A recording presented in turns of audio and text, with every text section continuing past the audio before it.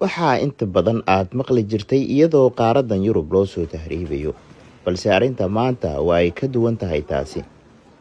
Hooyo Soomaaliyeed oo ka cudur daaratay inaan magaceeda iyo muuqeeda aan ku baahino miidiyaha oo muddo sanad ah ku nooleed Schwerin oo magaalo madax u ah gobolka Mecklenburg ee waqooyiga dalka Jarmalka ayaa sanad kadib dalka Soomaaliya dib ugu noqotay si iskeeda ah.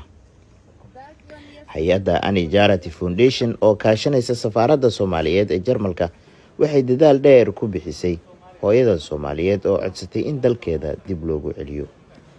Gudoomiyaha hay'adda Annie Charity Foundation Axmed Nuur Ibraahim oo la hadlay warbaahinta ayaa faahfaahiyay dadaalka dheer ee ay u galeen hooyadan Soomaaliyeed.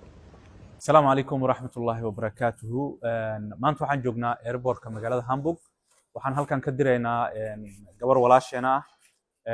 Gabadhaasi Soomaaliyeed runtii waa hooyo Soomaaliyeed, waa gabar Soomaaliyeed. Aduu muddo sanad iyo xogo bay hadda joogtaa Jarmalka.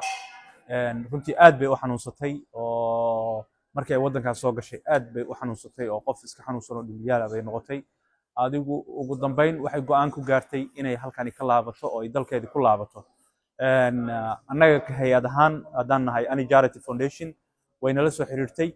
Markay nala soo xiriirtay waxaan fududeynay safarkeedii qaabkii ay u safri lahayd. Waxaan kala shaqeynay wax la wixii documenti ah looga baahnaa migrationka inaan la soo dhamayno meelihii ay u baahneed turjumaan ahaan inaan uga turjino oo aan daba soconno inta kiiskeedaas oo ay go'aanka ku gaartay aan u dhamaynayno inaan ku caawino.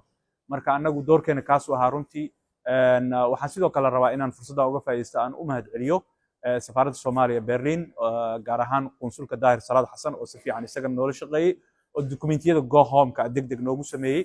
Marka aad baan ugu mahadcelinayaa. Waxaa kaloo iyana aan iloobi karin kaalinteedii walaashay Saafi Xuseen Ducale oo iyana maaragtay inta hawsha ay socotay aad u caawisay walaasheena oo garab taagnayd.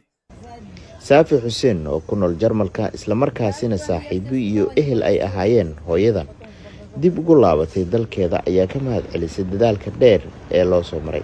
Assalaamu barakaatu Axmed saa uu idin sheegay waa dhab waxaan idin soo qoqobay warka intii muhiimad ahayd waayo hadii la badiyana waxba ma soo kordhinaysa hadii la yareeyana waxba laga tegin.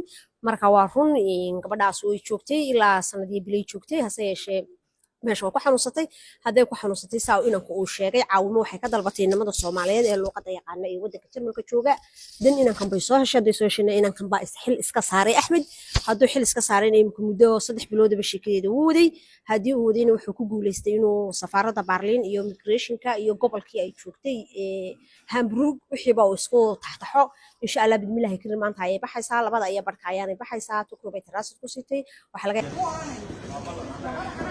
Soomaali badan oo ku dhibaataysan dalka Jarmalka qaarkood nolosha ka dhacay iyo kuwo kale oo dambiyo ka geystay kuna jira xabsiyada Jarmalka ayaa hay'addu ku baaqday inay kala shaqeyn doonto iyadoo kaashanaysa safaaradda Soomaaliyeed ee Jarmalka ka caawin doonto haddii ogolaansho laga helo qofka doonaya in dalka dib ugu laabto si uu mar kale ula midoobo ehelkiisa.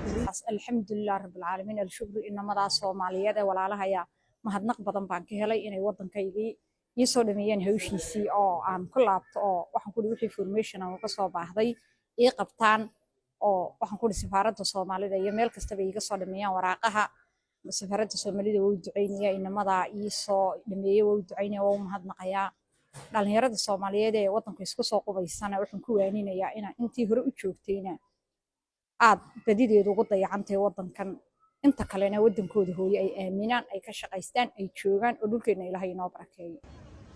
Sanadihii la soo dhaafay sidan oo kale hay'adda Annie Charity ayaa dad kale oo Soomaali ah kala shaqaysay in ay dib ugu laabtaan dalkooda.